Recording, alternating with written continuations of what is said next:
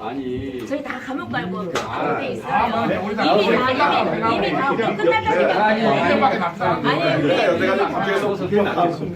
아유 위원장님 왜 그러세요? 위원장님 위원장님 아유 이건 아니지 진짜 이제 경찰 왔어요. 윤경관님 열어주시겠잖아. 내가 어제 가만히 있었지. 어제 이거 어제 경찰 가만히 있었어. 정치적 문제. 감금, 탈출, 파손, 들어눕기까지 막장 국회 속 자유한국당 지도부들의 발언에 대한 오해와 진실을 파헤쳐봅니다.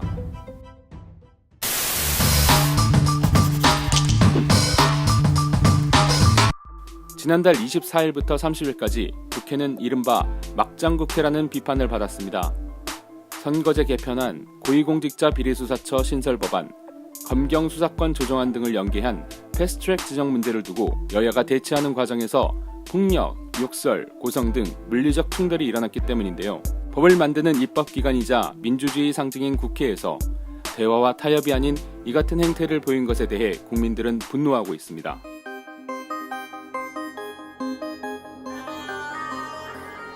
패스트트랙 정국에서 한국당의 선봉장 역할을 톡톡히 한 나경원 원내대표는 지난 30일 국회에서 열린 의원총회에서 이렇게 말했습니다.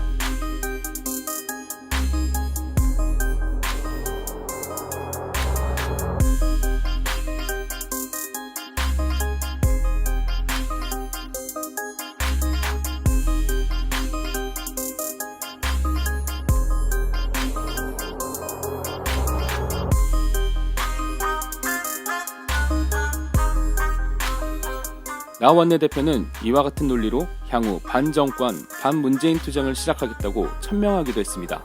패스트트랙은 지난 2015년 5월 국회법이 개정되면서 신설된 제도입니다.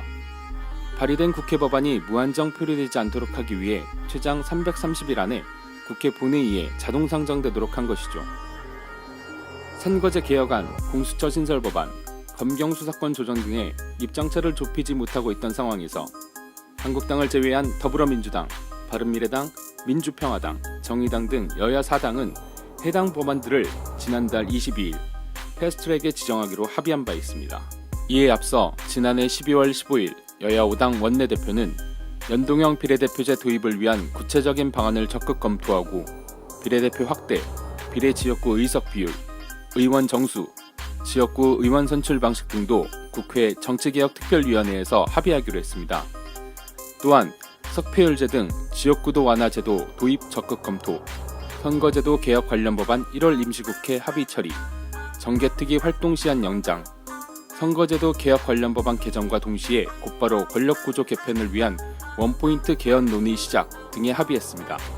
이른바 1월 선거법 처리, 4월 선거구 획정에 합의한 것이지만 합의 직후부터 한국당은 반발하고 나섰는데요. 한국당은 보이콧을 선언하는 등 논의를 거부해왔고 지난 3월 10일에는 논의되고 있던 선거제 개편안과 완전히 대치되는 비례대표 폐지, 의원 전수 270석을 들고 나왔습니다. 여야 5당 원내대표의 합의가 무색하게 모든 논의는 중단됐고 심지어 국회 일정조차 조율되지 못하는 상황이었습니다.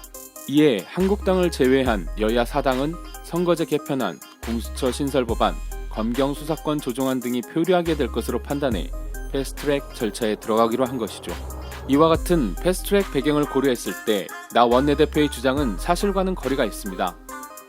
협상 테이블조차 거부해왔던 만큼 여야 사당을 향한 독재, 위법, 위헌, 의회 쿠데타, 법치주의 종말, 이념 독재 등에 몰아가기는 설득력이 떨어집니다. 또한 해당 법안들이 패스트트랙으로 지정된 만큼 최장 330일 이후 국회 본회의에 상정은 되지만 이에 대한 통과 여부는 알 수 없는 상황인데요.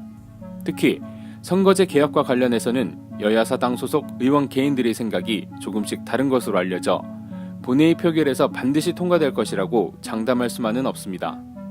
게다가 여야 사당이 패스트트랙 지정 이후 한국당을 향해 대화의 손길을 건네고 있고 이를 받아들여 협상에 나설 경우 해당 법안들에 한국당의 의견이 반영돼 수정될 수 있습니다.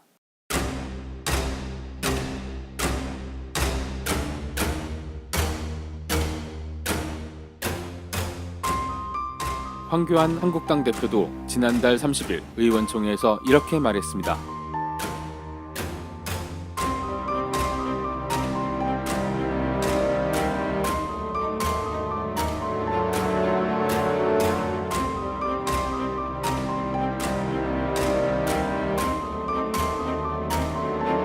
황 대표의 발언에는 사건의 선후관계에 문제가 있습니다.